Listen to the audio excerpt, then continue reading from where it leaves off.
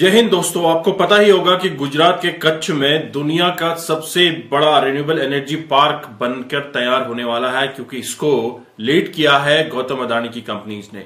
गौतम अडानी जो कि दुनिया के Guinness book of world record में शामिल होने जा रहे हैं, और इस रिन्यूएबल एनर्जी पार्क के अंदर आपको विंड एनर्जी, सोलर एनर्जी और जो वर्कर्स हैं उनके लिए कॉलोनीज देखने को मिलेगा। इसके अलावा यहां पर लाखों करोड़ों लोगों को रोजगार मिलने की संभावना है।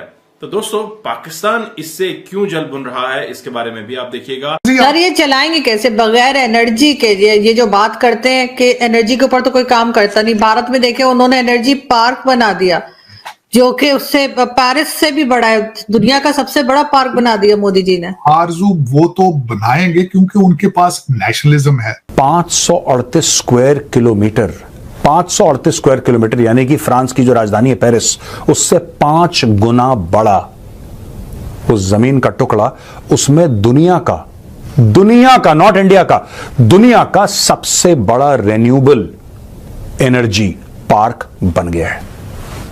और वो पार्क बनाया है गौतम अडानी ने। ये जो काम उसने करा है ना, ये दुनिया में किसी ने नहीं करा। ये बात आपको माननी पड़ेगी, और ये Guinness book of world record में जा रहा है। बल्कि चाइना के साथ मुसलसल कंपैरिजन हो रहा है आज भी, बल्कि कई इस वक्त जो कंपैरिजन बता रहे हैं कि किस तरीके से भारत जो है वो चाइना की इकॉनमी को बाईपास करेगा आने वाले दिनों में। दूसरा, मैंने आपको कहा था कि इस वक्त बिजनेसेस सारे निकल रहे हैं कोविड के बाद, चाइना से निकल रहे हैं, तो वो जा कहां रहे हैं? भारत आ रहे हैं।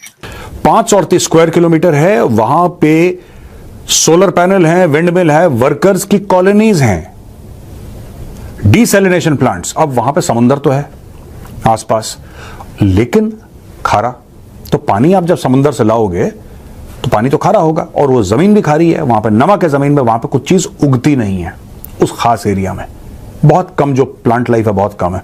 तो ह्यूमन हैबिटेशन के लिए वो इतना अच्छा नहीं है वो जगह, लेकिन वहां पे कॉलोनीज बना दी, डीसैलिनेशन प्लांट्स बना दिए। तो रिन्यूएबल एनर्जी क्या है? वो एनर्जी जो कि हमें प्राकृतिक सोर्सेस से मिले, जैसे कि आप सन से मिले, सोलर एनर्जी इसको कहते हैं, विंड से मिले, टाइडल एनर्जी वगैरह वगैरह वगैरह। ये जो एनर्जी है ये फ्यूचर है। और दोस्तों, भारत ने तो सबके सामने कमिटमेंट भी करी है कि नेट जीरो कार्बन एमिशन कर देगा भारत। इसी में एक बहुत अहम कदम है। खावड़ा नाम की एक जगह है गुजरात में, खावड़ा। ये पाकिस्तान बॉर्डर के बिल्कुल पास है। आज की तारीख में 538 स्क्वायर किलोमीटर, 538 स्क्वायर किलोमीटर, यानी कि फ्रांस की जो राजधानी है पेरिस, उससे 5 गुना बड़ा उस जमीन का टुकड़ा, उसमें दुनिया का नॉट इंडिया का, दुनिया का सबसे बड़ा रिन्यूएबल एनर्जी पार्क बन गया है। और वो पार्क बनाया है गौतम अडानी ने। ये जो काम उसने करा है ना, ये दुनिया में किसी ने नहीं करा। ये बात आपको माननी पड़ेगी, और ये Guinness book of world record में जा रहा है। इंडियन है, इंडिया में बनाया है, इंडियंस के लिए बनाया है। भाई अप्रिशिएट तो करना चाहिए। काम तगड़ा कराया अदानी ग्रुप ने। 2022 में स्पीड देखिए आप, 2022 में पहली बार गौतम अडानी इस एरिया में गए। गौतम अडानी, और वहां पे एयर स्ट्रिप थी नहीं, एक पट्टी सी थी जमीन पे, उसको एयर स्ट्रिप बनाया, वहां पे लैंड करे, और लैंड करने के बाद उन्होंने देखा अच्छा बन सकती है। यहां पे बहुत तगड़ी धूप आती है, और लगातार धूप आती है, और यहां पे हवा भी लगातार चलती रहती है। तो उन्होंने बोला धूप आती है सोलर, हवा चलती है विंड, दोनों का मैटर फिक्स हुआ, एयर स्ट्रिप बड़ी करी। आज की तारीख में वहां पे एक छोटा सा गांव भी नहीं, टाउनशिप बसा दी है गौतम अडानी ने। 538 स्क्वायर किलोमीटर है, वहां पे सोलर पैनल है, विंड मिल है, वर्कर्स की कॉलोनीज हैं, डीसैलिनेशन प्लांट्स। अब वहां पे समुंदर तो है आसपास, लेकिन खारा। तो पानी आप जब समुंदर से लाओगे तो पानी तो खारा होगा, और वो जमीन भी खारी है। वहां पे नमक है जमीन में, वहां पे कुछ चीज उगती नहीं है उस खास एरिया में। बहुत कम जो प्लांट लाइफ है, बहुत कम है। तो ह्यूमन हैबिटेशन के लिए वो इतना अच्छा नहीं है वो जगह, लेकिन वहां पे कॉलोनीज बना दी, डीसैलिनेशन प्लांट्स बना दिए, और भी यूटिलिटीज, बिजली सब कुछ उन्होंने कर दी हैं। अदानी ग्रुप ने ये बोला है, अदानी ग्रीन एनर्जी एक्चुअली उस कंपनी का नाम है, अदानी ग्रुप का हिस्सा ये। इन्होंने बोला है कि 1.5 लाख करोड़ हम यहां पे इन्वेस्ट करेंगे, 1.5 लाख करोड़ रुपए हम यहां पे इन्वेस्ट करेंगे। 30 मेगावाट की बिजली ये बनाएगा, क्लीन एनर्जी खावड़ा में ये बनाएगा, सोलर से, ये बनाएगा विंड से। और ये बोला है कि आगे चल के नेक्स्ट फ्यू इयर्स में इसको 9 गीगावाट की टोटल बिजली ये बनाएगा। ये जो जगह है ये इंटरनेशनल बॉर्डर के 1 किलोमीटर दूर है। मैंने बोला ना सिर्फ बीएसएफ थी वहां पे और किसी को पता ही नहीं। वहां पे प्लेन लैंड कर रहा है, वहां पे कोई एयर ट्रैफिक कंट्रोलर नहीं है। एयर ट्रैफिक कंट्रोलर चाहिए ना जो जहाज को बोले कि भाई साहब आप यहां पे लैंड करो, आपको यहां, वहां पे कुछ नहीं है। आप एक बार अहमदाबाद या कहीं आसपास से जो जहां पे है एयरपोर्ट वहां से निकल गए, उसके after some time there is no guide. तो आप फिजिकली फाइंड आउट करिए कहां पे, फिर आप वहां पे लैंड करिए। तो अदानी कंपनी के एग्जीक्यूटिव्स ऐसे जाते हैं वहां पे और पूरा वहां पे इंफ्रास्ट्रक्चर बन रहा है। 538 स्क्वायर किलोमीटर दोस्तों, बहुत, जिसको कहते हैं ना कि इट्स मैसिव। जैसा मैंने बोला 5 times the size of Paris. आप समझ लीजिए कितना बड़ा होगा वो, कितना बड़ा होगा, 5 times the size of Paris. और उसमें पूरी सोलर एनर्जी ये इंडिया को सप्लाई करने के लिए, क्लीन एनर्जी जिसमें कोई तेल नहीं जलाना, जिसमें कोई कोयला नहीं जलाना, जिसमें कोई पानी की खपत नहीं, जिसमें कुछ नहीं, बस सूरज चमक रहा है, बिजली बन रही है, हवा चल रही है, बिजली बन रही है। तो सर जॉब्स जो नहीं है, लोग परेशान है, ये बात भी है। जबकि दूसरी तरफ भारत में हम देखते हैं कि एप्पल कंपनी जो है वो वहां पर 5 लाख जॉब्स क्रिएट कर रहे हैं नहीं भारत के लिए। आरजू, भारत के साथ कंपैरिजन करना मेरे ख्याल में पाकिस्तान के लिए पाकिस्तान की बेइज्जती है भारत के साथ उसको कंपेयर करना। उसकी वजह यह है आपकी डेस्टिनेशन जिहाद है। भारत की डेस्टिनेशन जिहाद है क्या? आप मुझे बताएं ना कि वहां पे वो जिहाद कर रहे हैं। वो ये तो आप तो जिहाद कर रहे हैं। तो जिहाद के बाद एंड में क्या आता है? तरक्की तो नहीं आती ना उसमें। तरक्की तो हिस्सा ही नहीं है आपके पैकेज का। आपके पैकेज का हिस्सा तो लड़ाई मार कुटाई है और वो भी आपके डीएनए में मौजूद नहीं है। आप सिर्फ रंगबाजी कर रहे हैं। आपने कभी किसी मुगल के खिलाफ नहीं आप खड़े हुए, कभी आप किसी ब्रिटिश के सामने खड़े नहीं हुए। ये ड्रामा, ये टोपी ड्रामा कर रहे हैं आप सिर्फ लोगों को उनके जज्बात से खेलने के लिए। दर हकीकत मैंने आपको बताया था कि जहां लोग ज्यादा जाहिल होंगे, अनपढ़ होंगे, वहां पे शुफ और मुर्शिद जैसे लोग जो हैं बड़ी तरक्की पाते हैं। उनको कहते हैं कि देखो ये तुम ये करो तो 70 हुरें तुम्हारे ऊपर तैयार बैठी, बिल्कुल रेडी बैठी। सर 72 2 कम कर दी आपने।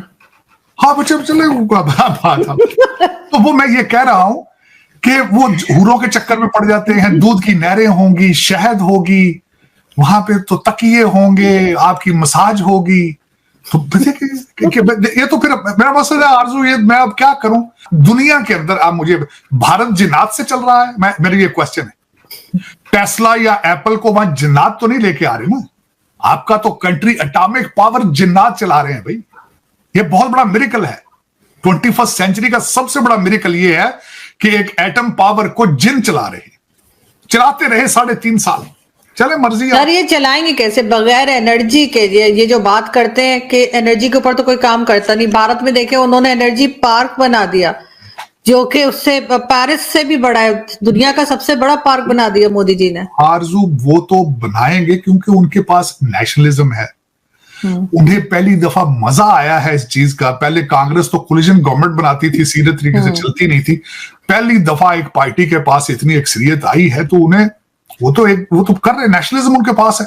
दूसरा देखिए ना, मैं एलिमेंट अगले दिन पढ़ रहा था, आज भी बल्कि चाइना के साथ मुसलसल कंपैरिजन हो रहा है आज भी, बल्कि कई इस वक्त जो कंपैरिजन बता रहे हैं कि किस तरीके से भारत जो है वो चाइना की इकोनॉमी को बाईपास करेगा आने वाले दिनों में। दूसरा मैंने आपको कहा था कि इस वक्त बिजनेसेस सारे निकल रहे हैं, कोविड के बाद चाइना से निकल रहे हैं, तो वो जा कहां रहे हैं? भारत आ रहे हैं। दोस्तों आपको ये वीडियो देखकर आइडिया लग गया होगा, जानकारी मिल गई होगी कि जो सोलर पार्क बन रहा है 538 स्क्वायर किलोमीटर का, पेरिस से 5 गुना बड़ा है।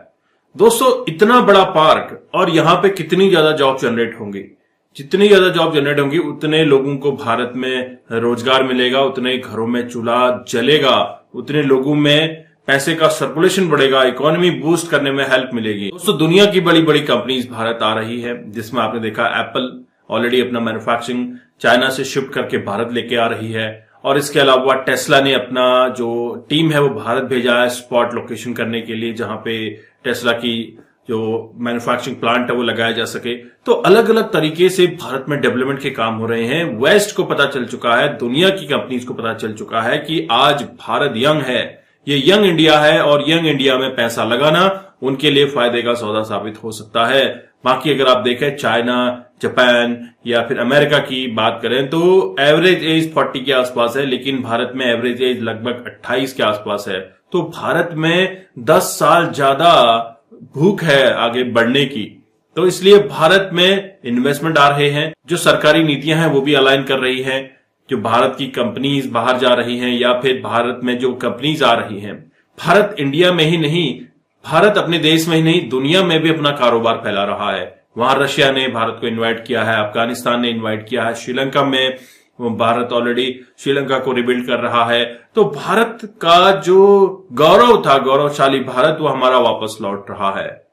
इस भारत देश को लूटने वाले इंग्लैंड के जो गोरे थे आज भारत के चरणों में बैठे हुए हैं कि हमें भी कुछ काम दे दीजिए, हमें भी अपने साथ रख लीजिए। इस तरह का हाल हो चुका है और भारत लगातार दिन दूनी रात चौगुनी स्पीड से ग्रो कर रहा है।